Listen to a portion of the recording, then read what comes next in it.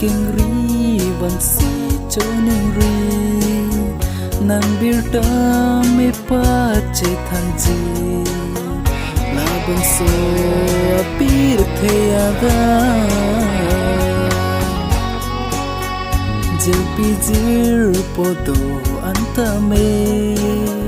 nên chỉ rối rete dog dê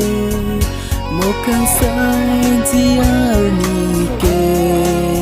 Harry Ben si do nan chi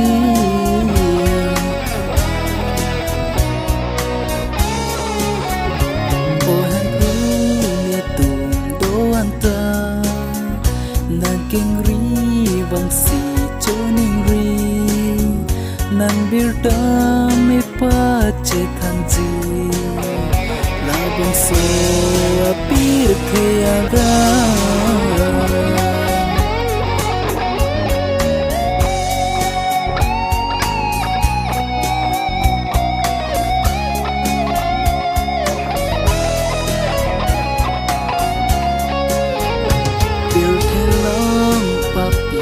sai tê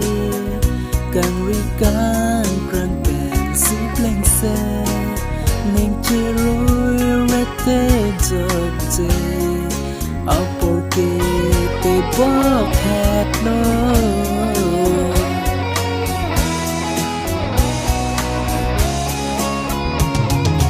ô han tu nê tu do an ta nàng kinh ri vẫn si cho nên thành gì là bằng số apir tiada là bằng số apir tiada